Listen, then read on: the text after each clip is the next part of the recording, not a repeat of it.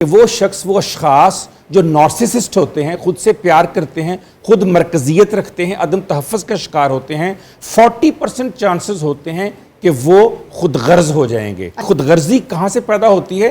کہ جب آپ صرف اپنا سوچتے ہیں، جب اپنا سوچتے ہیں، جب آپ اپنی طرف زیادہ سوچتے ہیں تو وہ آپ کا مفاد ہے۔ جب یعنی آپ کے پاس دینے کو ہے، آپ اس لیے نہیں دے رہے کہ میرا پورا ہونے کے باوجود میرے پاس سٹور ہو جائے، بینک ہو جائے۔ اگر سے پہلے آپ کو چوتھے رمضان، چوتھے روزے کی بہت مبارک ہو۔ بہت خوبصورت موضوع ہے آپ کا۔ میں نے اس کا کیا جواب دینا ہے؟ اس کا جواب اللہ تعالیٰ کی ذات بابرکات نے آلریڈی دیا ہوا ہے۔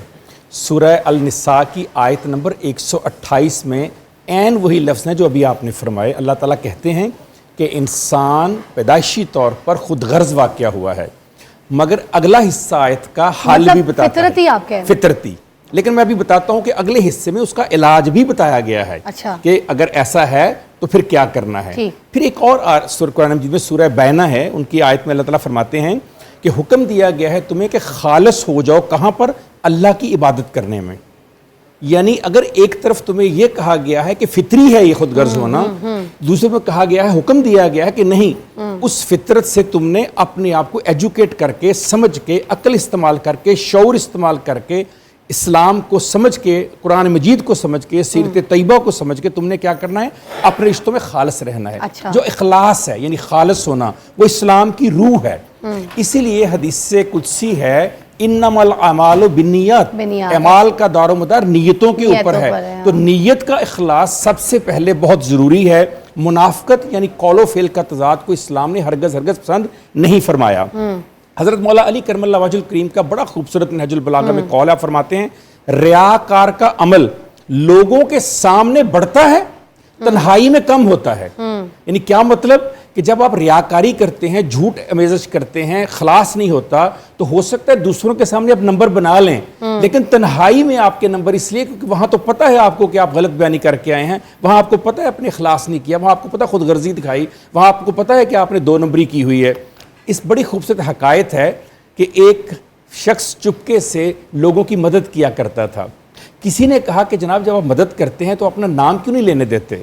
تو اس نے بڑی خوبصورت بات کی، اس نے کہا جس کے لیے کر رہا ہوں وہ جانتا ہے کہ میں کر رہا ہوں، پھر اپنا نام لے کر اپنی نیکی ضائع کیوں کروں؟ تو ہمیں اپنے آپ کو اجاگر کرنے کے لیے اپنے آپ کو سامنے ڈاکٹر صاحب کیا مفاد پرستی اور خود غرضی جو ہے وہ آپس میں الگ الگ ہے، ان میں کوئی فرق ہے یا پھر ہم اس کو آپس میں ملا دیتے ہیں؟ اس کو بھی مجھے، کیونکہ آپ خود غرضی کی بات کر رہے تھے۔ جی، بات یہ ہے کہ الفاظ، جیسے میں نے کل بھی کہا تھا کہ الفاظ کی آبرو، فکرے کا فقر اور حرف کی حرمت ہم بڑی متاثر کر دیتے ہیں۔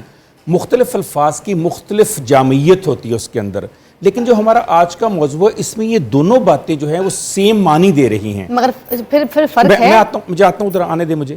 اب ہم نفسیات میں دیکھتے ہیں کہ اس میں فرق کیا ہے۔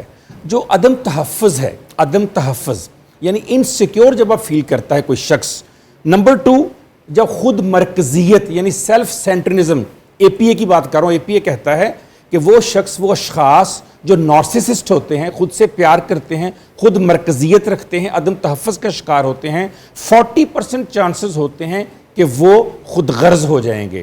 یعنی خود غرضی کہاں سے پیدا ہوتی ہے؟ کہ جب آپ صرف اپنا سوچتے ہیں، جب اپنا سوچتے ہیں، جب آپ کمپیرزن کرتے ہیں 2 یا 2 سے زیادہ چیزوں میں، مثلا اپنے آپ میں، اپنے ملک میں، اپنے آپ میں، اپنے ورک پلیس میں، اپنے آپ میں کسی دوسرے فرد میں، تو جب آپ اپنی طرف زیادہ سوچتے ہیں تو وہ آپ کا مفاد ہے۔ جب آپ یہ دیکھتے ہیں کہ اس میں میرا فائدہ زیادہ ہے، اگر میں دوسرے کی مدد کروں گا تو اس کا فائدہ ہو جائے، یعنی آپ کے پاس دینے کو ہے، آپ اس لیے نہیں دے رہے کہ میرا پورا ہونے کے باوجود میرے پاس سٹور ہو جائے، بینک ہو جائے۔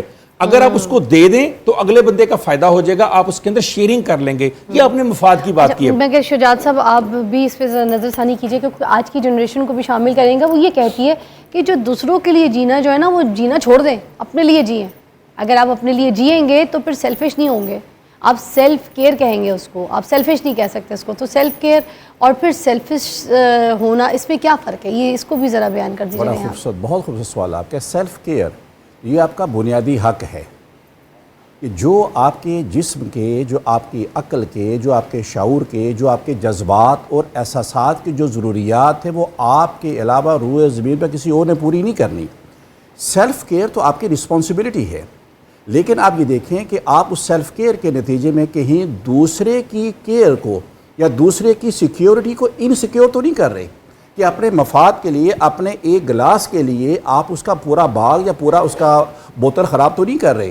آپ اپنی گاڑی کو پار کرنے کے لیے کہیں اس کی بہت بڑی کسی اس کی لان کو ڈسٹرب تو نہیں کر رہے. آپ اپنی کیئر کی حدود کا تعین کرنا آپ کی ذمہ داری اور مالک نے آپ کو بتا دیا کہ آپ کی حدود کتنی ہیں. آپ نے ایک وقت کا کھانا کھانا ہے اور ایک وقت کے کھانے کے لیے آپ نے دیگ پکائی ہے, تو یہ سیلف کیئر نہیں ہے, یہ خود غرضی ہے. اس میں دوسروں کا کتنا حصہ شامل ہے. دوسرا, بچہ جب یہ دیکھتا ہے کہ جب بچے کو ہم نے, جس کی ہم یہ بات کر رہے ہیں کہ نوجوان نسل جو ہے, اس کو تو ہم پیرنٹس نے بذات خود کیا ہے, خود غرض بنا دیا ہے. جب بچے کو سکول آپ نے بھیجا ہے تو اس کو کسی وقت آپ نے اس کو کیئر کرنا نہیں سکھایا.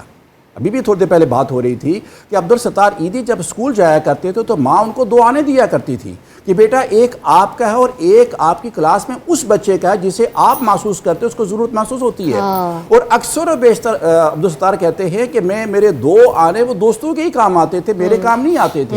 تو وہ بچہ اسی وقت فیلنتھروپسٹ بن گیا تھا. وہ اسی وقت اتنی بڑی وجاہت, اتنے بڑے مقام اور منصب پر اسی وقت ماں نے اس کو فائز کر دیا تھا. اب میرے بچے کو میں نے کیا بولا کہ بیٹا تیرے مارکس باقیوں سے زیادہ ہر صورت میں ہونے چاہیے. اب اسے پتا ہے کہ بھائی آل مینز میں نے ہی نمبر لینے ہیں, میں نے ہی پوزیشن لینی ہے. تو بچے کو ہم نے ابتدا سے ہی مقابلے میں کھڑا کر دیا ہے. جب وہ مقابل میں کھڑا ہوا تو اس کے مقابل ایک بچی ہے, اس کو بھی اپنے مقابلے میں کھڑا کیا ہوا ہے. کس مقابلے میں؟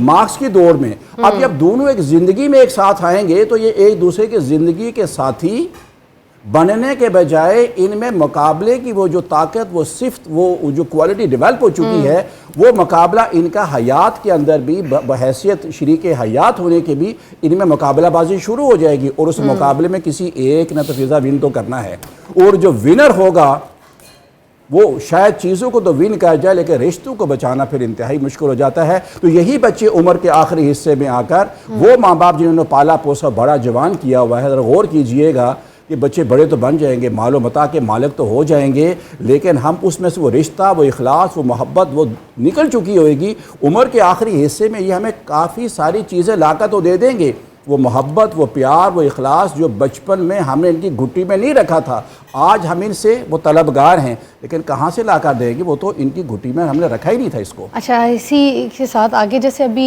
آج کل کے دور میں دیکھیں ورک پلیسز کے اگر اوپر ہم بات کریں جہاں پہ لوگ جاب کے لیے آتے ہیں تو ایک دوسرے کی ٹانگیں جو ہے نا کھینچ رہے ہوتے ہیں. ہر بندہ یہ کہتا ہے کہ ہم اس کی ٹانگ کھینچ کے تو اس کو نیچے اتارے, اس کا رزق جو ہے نا وہ مجھے مل جائے, یہ اس کی کیوں نوکری لگی ہوئی ہے, اس کی نوکری جائے, اس کی جگہ میں آ جاؤں, دوسری اوپر والی پوسٹ ہے, اچھا ٹھیک ہے یہ پوسٹ میری لگ جائے, یہ نکلے. اس کا مطلب ہم اگلے کا رزق چھیننے میں لگے ہوئے. تو کیا ہم کسی کا رزق چھین سکتے ہیں؟ ڈاکٹر صاحب بیان کیجئے. نہیں, رزق تو اللہ کی ذات نے دینا ہے, ہم کون ہوتے ہیں چھیننے والے؟ یہ تو کوئی نمرود ایسی بات کر سکتا ہے, کوئی جاہل ایسی بات کر سکتا ہے. لیکن جو آپ کی بات ہے اس کی سائنٹیفک وجوہات کی طرف چلتے ہیں. ہارورڈ یونیورسٹی کی بہت خوبصورت تحقیق ہے, انہوں نے کہا کہ ورک پلیس پہ جو برن آف یا برن آؤٹ ہوتا ہے ہمیں, اس کی 60% وجہ جو ہے وہی ہے جو ابھی آپ نے بیان کی, کہ جب ورک پلیس کے اندر کوئی دوسرے اپنے مفادات کو ترجیح دیتے ہیں اور آپ کے مفادات کو کچل دیتے ہیں, اس لیے بڑی پرابلم آتی ہیں وہاں رہتے ہوئے. ہارورڈ کی ایک تحقیق ہے 75 سال سے مسلسل جاری ہے, آنورڈ ہے, اس کا نام ہے اسٹڈی آن ہیپینس. اس میں انہوں نے بتایا کہ مضبوط اور مخلص تعلقات یہ واحد چیز ہے جو آپ کو مستقل ہیپینس یا خوشی فراہم کرتے ہیں.